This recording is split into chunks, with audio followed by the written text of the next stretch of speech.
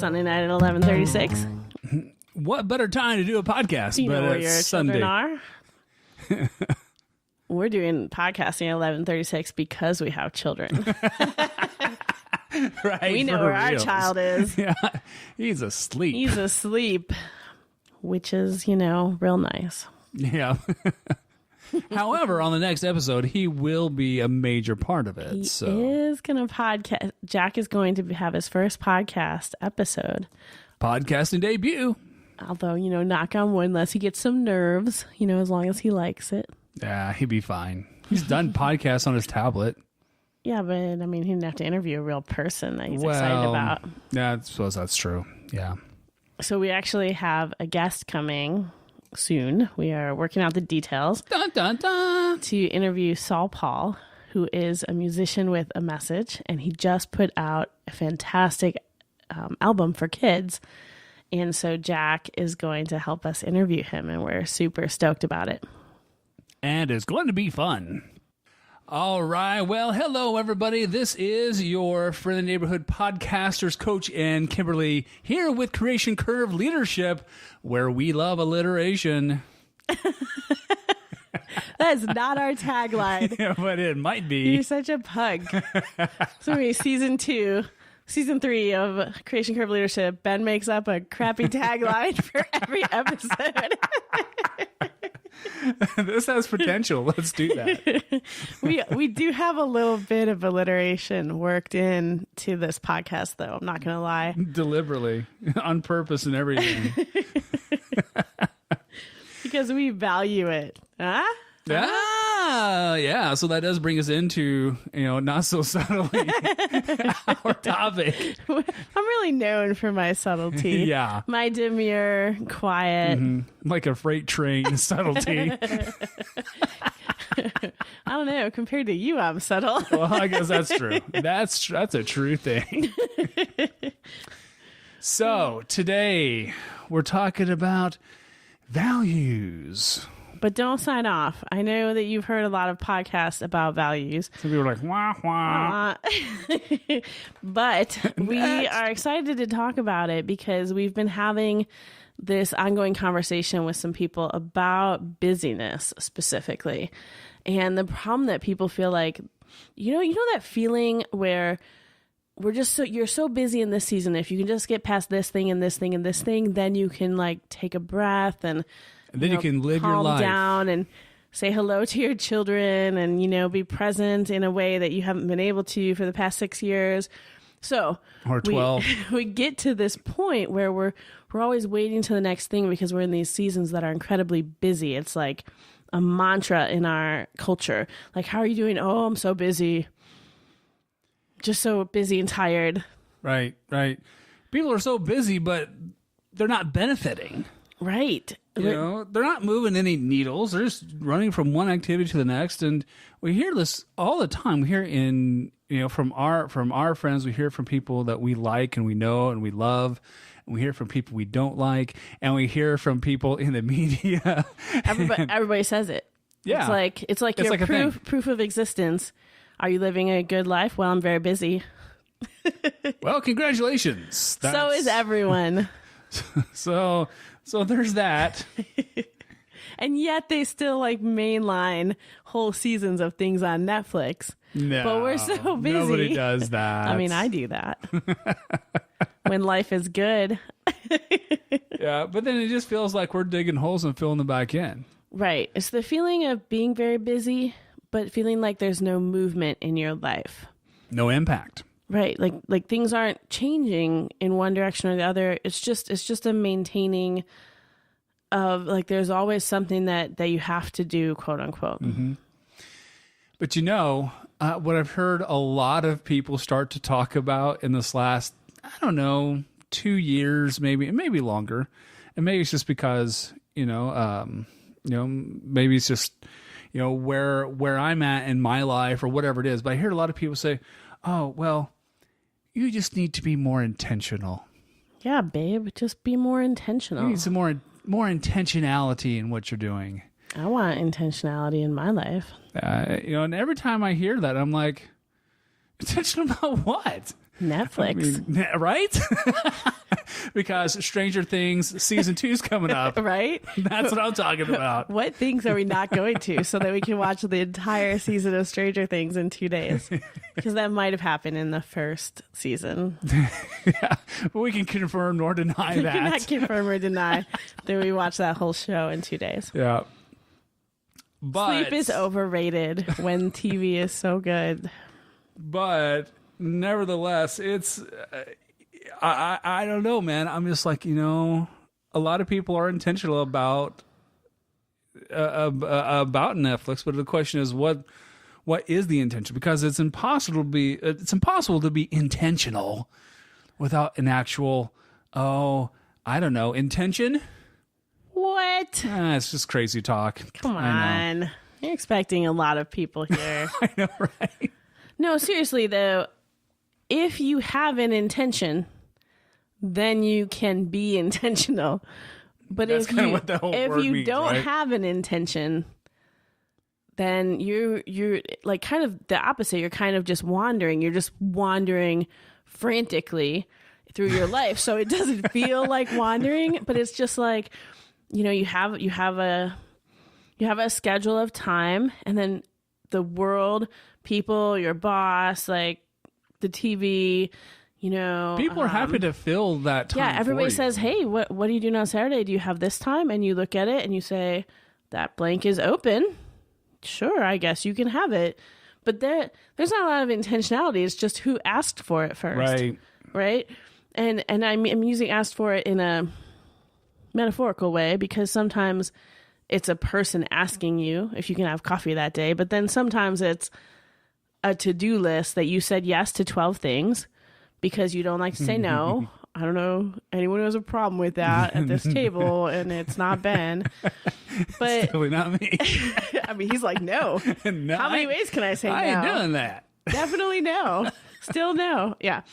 It's because he has to make up for how many times I say yes to things, because it just feels bad to say no.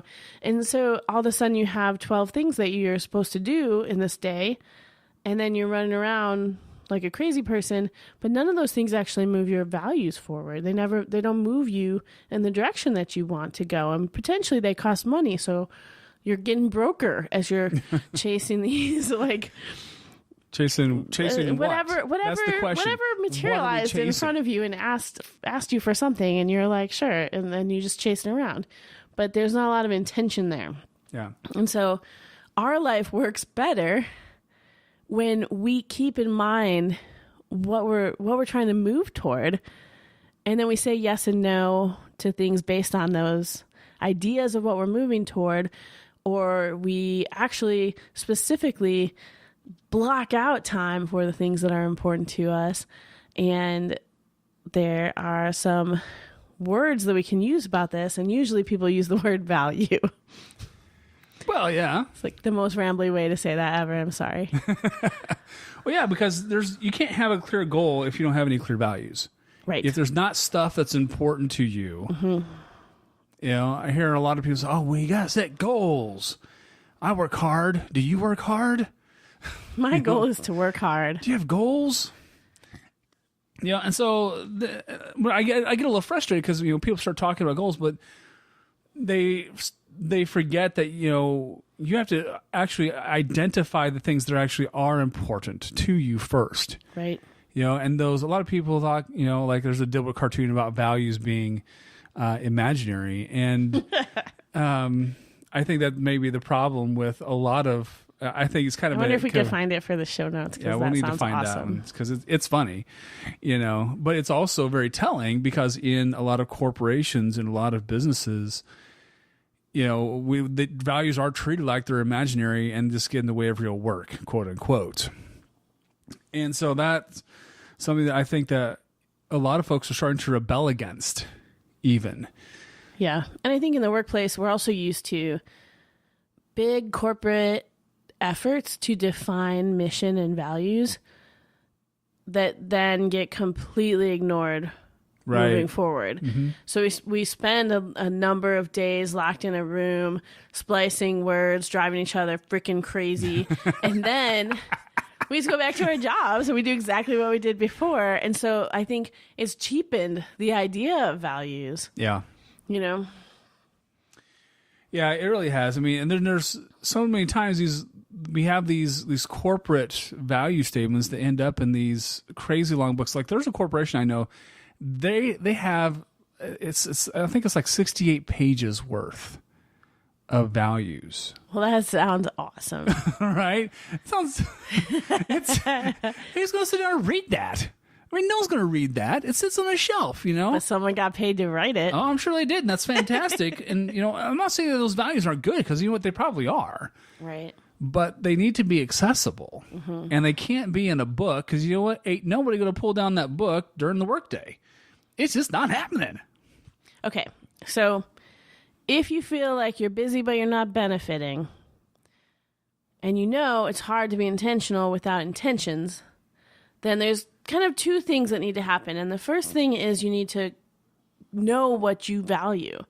You need to set your values, and that can be an evolving thing. Right. You need to be clear on what you value.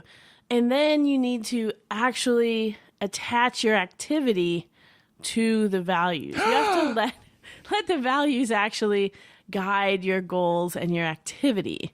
So let's start with talking about how do you set values. And let's talk about it in two ways. Let's talk about it in a personal way first, and let's talk about leading, because this is a leadership podcast. Right. So we could talk about that if you want. Yeah. So I think it's not enough just to say that. And here's what I hear a lot of people talk about when we start talking about values. So Ben, what do you value? Yeah. Oh, family. Oh, family. Family's important to me. God. Yeah. And, you might as well, career. I value my career. Mm-hmm. You might as well start talking about how you value long walks on the beach, romantic dinners, and nice movies. I mean, it's the same, same kind of blah, blah, blah, because it doesn't mean anything. Family is not a value. Family is a category. Mm-hmm. Right. Like, what is the value that you want for your family? Mm-hmm. What about family is important to you? Right. What's the desire for a family that's well lived, you know? Yeah, so for example, like I know a lot of people would probably say that the default story behind family is security. Okay, yeah, and that's a fair value to say value. Like my family is financially and physically secure as much as any human is able to be. That could be your value. Right, that could be a value. Personally, our family, we have decided that part of our family values is a life of adventure. Right. And that's partially why we're doing this podcast right now, and doing the things that we're doing, because we like adventure. We want to take Jack on these amazing adventures. We've had some great opportunity to do that, right. But that's a value for us. Adventure in our family, overtakes a lot of the other things that that are traditional quote unquote family values. And so there's nothing wrong with having security versus adventure, but that question, but you need to identify that. I think. I think the important thing to note is that if you were to say, is family important to you? And then you asked us that, and we would of course say yes, because we're not sociopaths. And so what that looks like for us, the way that we play that out might look very different than it looks for someone whose value is to be accepted in a certain social world, for example, or to make sure that their family is secure as the main priority, right? Or to make sure that their family all agrees on a certain ideology.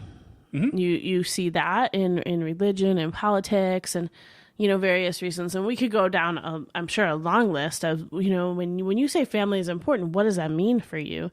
And adventure isn't the exhaustive list of what it means for us. It's just one value of ours. But it's a high value of ours, and it's one that goes against the grain in a lot of ways, especially in a suburban culture. We're here in Austin, so we get to be a little more adventurous without people giving a crap about that. Yeah, man, right on. Austin's a laid back, adventurous city, but not everybody likes our values. A lot of people think we should go a different route. Some people are like, and that's okay, because when some of those people go, I'm like, okay, well, then we're doing something right, But also, I think that the important thing to us is that we examine our values. Right. We know who we are, and we know who we want our family to be, and we can articulate that. Mm-hmm. And so if we can articulate that, we can look at our activity and say, are we living this value? Right. Have we planned any trips? Have we been moving together in our bodies? Like that is a question for me. Is Jack spending a lot of time sitting on the couch with a tablet, or are we together experiencing something? Because that is part of our value. And so we can look at that value of adventure, and then we can look at our activity and see if it lines up. Yeah. Yeah, I think that the idea that you can actually plan and, well, first of all, I think a lot of people don't realize that they actually can take control of their time. Right. And that they actually can select the conditions that they want to see in their life. And then they need to build to those conditions. Mm-hmm. They need to identify the things that they want to, and it's fine if you select the conditions in the story that have been handed down to you. If you look at your past family values, or from society or religion or whatever, and you select those values, like, yes, those are the values that I do want in my life. Yes, those are the things that, yes, those are important to me.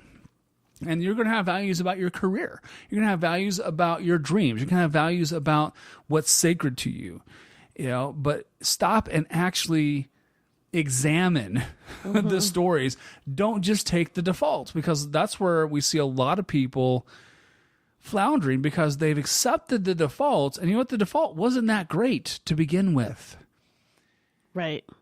And that's where we need to start thinking, okay, that's where the quote unquote intentionality comes in, because it's almost a cliche, but it shouldn't be intentional. Yeah, just be intentional about something, about anything. Be intentional about about the bandanas that your dog wears. That's fantastic. But Latte does look real cute, right? In a bandana. It's a whole thing our dog's doing right now. But but select it. And actually select what's important to you, and then build to that thing. And I think that if we start seeing more people do that in their personal lives, right, that can translate then, because people, once they do it in their personal lives, then they know how to do it in business at the very least, because it's very easy to do something that you already know how. When you walk into the doors of a shop, you already know, I know how to attach my time to a value.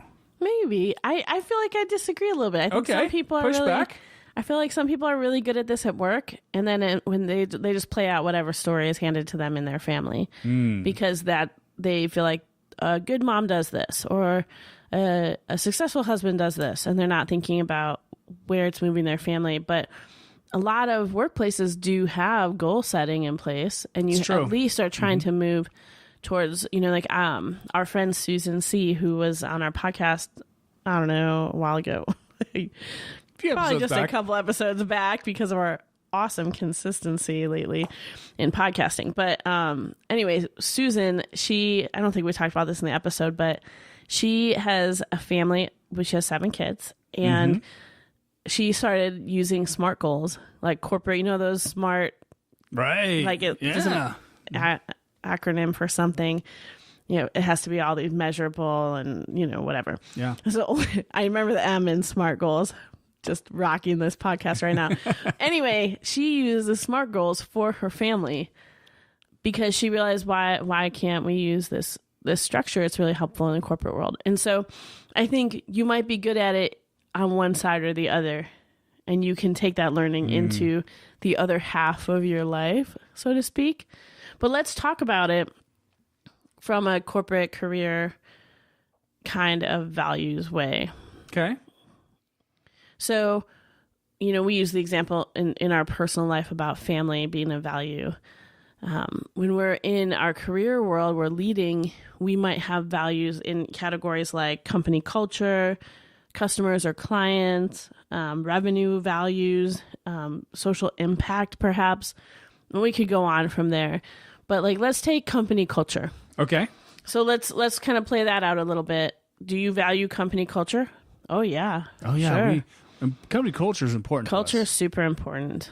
So what's the culture? I know a lot of companies, the company culture is a 2-drink minimum. You know what I'm saying? I mean, it's like you're walking in the door and, you know, it might be 10 o'clock in the morning. I think you've been watching too much Mad Men. Okay. I feel you don't get to drink your lunch anymore. Maybe in Austin startup culture, you might. I don't know. There's a couple of shops I know. I'm like, boys, need to woe back. For sure, though, a happy hour and like a social culture, there can be expectations. Oh yeah. But I'm talking specifically about what do you hope your company culture is? And when I talk about company culture, how do people relate to each other in the company? So drinking might be your culture, but it's unlikely that is your stated value. Okay, so let's talk about company culture. One value for company culture might be excellence. So we're going to do things over and over and over again until they are perfect. And there might be a higher price point, but we want to make sure that people know that we're looking for excellence in everything that we do. I worked at a company like that. It's high pressure, but people are very proud of the product. Mm-hmm. Or company culture might be their value might be speed. And then that might not mean that their value is excellence, right? I've seen some stuff like that too. Well, that looks good. Ship her out. Yeah, we were part of a group for a long time where there's a big poster on the wall that said, "Good is good enough." and I mean, sometimes that's true. Sometimes great is the enemy of good. Sometimes perfection makes you never ship your product. Mm-hmm. But it's a very different value if your value is excellence versus good is good enough, right? Right. Yeah, because then there's that's all. But you know what? I mean, some people say, well, that still makes money. Yeah. Right. But then is there a cost to that money? Well, maybe, but I mean, it's a valid way of looking at things. I don't know that either of those, but I would fall into either of those camps, to be honest. I think for me, company culture, a value that I have is that people are fully engaged and have a voice, that people feel seen and heard and valued. Mm-hmm. So whatever we're doing, my priority is going to be in developing people and getting the full intelligence of my team, which is definitely not a value in some places where it's like, I'm the boss, do what I say. My value is for people to do what I tell them to do. It's my way or the highway. As leaders, sometimes our value is to be the most impressive. Sometimes our value is to be the best that no one ever was. Bum, bum, bum, bum. Pokemon? I want to be the very I feel like best. Every time you and Jack sing that song to me, I'm like, no one ever was. I should know what this is from, but I totally don't. This is the second time this has happened. Jack's like, Mom, Pokemon. Pokemon. I don't know. Gosh. We're going to post the video to the dude like who sings that song because he rocks it out, baby. The way you sing it, I feel like it's like from some 80s movie. And I'm going down the wrong mental file list. It's from the 90s. So it's not the 80s per se. Yeah, that's not the same. It's the a dude cartoon. rocks it out like the 80s. I mean... That's probably why you like it so much. It is. Okay, anyway, I think we beat that horse about culture. There's a lot of... The point is that in each category of values, you get to decide what is most important to you. And then once you know what is important to you, once you know what you want your company culture to look like and what your values around revenue are and what kind of impact you want to make and what kind of customer relationships you want to have, you can then take those values and look at the activity that your employees and that you are doing, and is our team moving towards our values? Why or why not? And then you can actually recalibrate if it's not, because you have some intentions. So you can be intentional in your leadership and consistent. Oh my gosh, there's nothing worse in my book than working for a leader who constantly changes the target because they don't have any clear inner calibration, and they're just like, whatever they heard that day on the radio, now they're like, you know what we really need to focus on is blank. Like, well, yesterday you said this. Like, I'm on this new kick now. This new like, thing. Holy crap! I'm just like, peace out. I can't do this with you. Or my favorite is when they go to the latest management conference and they come back with whole new management strategy. It's going to revolutionize everything. Just like the last management conference they went to. You got to put like 3 to 6 months in between each conference. So just when you get the hang of the new, like they just bought the whole workbook and you have to fill out these new forms and do everything this way, then there's another conference to go to. No, you don't want that for your people. What you want is a consistent set of values and that you continually come back to and calibrate toward. And if you do that, and then if you create the values, if you do the work to know what your values are, and then you consistently let them show up in your activity, then people will start to want to be part of your team and be engaged, and people will know where they're going, you know? Yeah, having a team that has direction and focus is amazing. But when the leader starts to flounder on that, or they keep flipping the channel, dude, teams, then folks on the team are like, dude, it doesn't even matter, and then they're just, digging holes and filling them back in to collect a paycheck at the end of the day. And what kind of product, what kind of service is a company going to be providing if that's the mentality? There's no direction. And when you have a compass to abide by, when you have those clear values, then you can actually start pointing things in the right direction. But without that, gosh, and Kimberly and I have both been part of organizations where that's been, well, all these things, by the way, we've lived. Oh, yeah. And sometimes, I know that I've been on some of that flipping the channel side probably from time to time. And I'm like, ooh, squirrel. But, as time has gone on, as I've at least gotten older, if not wiser, or not older. No, I mean, whatever, he's definitely struggled with this shiny object syndrome. I've definitely been responsible for the absorbing everyone's values around me and letting it fill my calendar side. So we have definitely wandered all of these paths. Mm-hmm. And so I guess that probably brings me to the point where, here's my little mini commercial for a second. All right, you can do it. All right, so don't make it too long, because he once made like an hour and a half long 5-minute video. That's true. That I just cried laughing all the way through. Yeah, so I got to the point where I sucked so much at keeping my life on track with the values because this is something that Kim and I have tried to do our entire marriage. And so, but there's been times where I was just like, man, I know I need to do this, but I needed something to help me. And all the planners that I would look at and all these things, I hated them. And so I made a planner and a compass and the whole thing to help me keep in the direction that I want to be moving in, so I can actually be intentional with a real intention. So that sounds fun, doesn't it? It does. And guess what? I'm going to not let him talk about it anymore on this. Yes, but it's free. However, it's free. You can go to our website at creationcurve.com/compass. I know, I'm like, that does not sound right. That's not right. It's creationcurve.com/compass. And you can get this downloadable, printable planner that he created. And it could maybe help you as well. Yeah. There's a fun video. Sorry. There's a fun video where I talk about it and Kimberly makes fun of me. It's great. You should watch it. Wait till you see his slides. You never could even imagine how detailed he wants to be about this planner.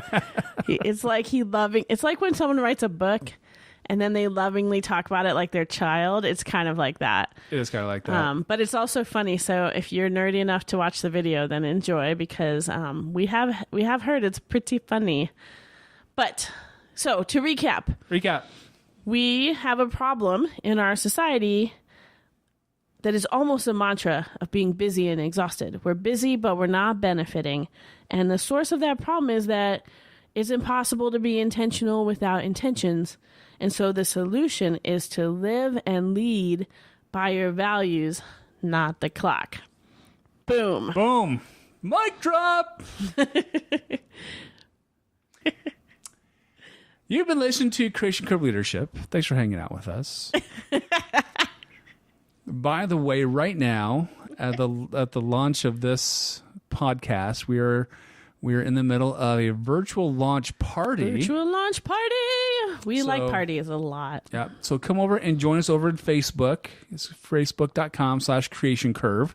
Yeah. Go find our events. We got giveaways and virtual dance parties and all kinds of shenanigans. All kinds of goodies and shenanigans. But we would love to see you there, and we will be posting this in the event. So it will be happening in the next couple of days. So our virtual launch party is going to be 2 weeks long, and it's going to include a lot of virtual fun and some actual real life giveaways. And so definitely, if you're just listening to this and you haven't found our Facebook page and you haven't said you want to go to this event, now is the time, because it is not too late to get in on the goodies that are parts of the giveaways. Yes. We've got some awesome stuff from all around Austin and beyond. For those of you who are from far away, there are some prizes that you don't have to live in Austin for as well. Yep. So you've been listening to Creation Curve Leadership. This has been Coach and Kimberly. Thanks for hanging out with us. And don't forget to swing by the party. Party. What are you doing over there? I don't know. it's like we had a great episode that's like where did the world go with that? I don't know. All right. So thanks for hanging out with us. We'll see you next time. See you next time. Peace. Peace.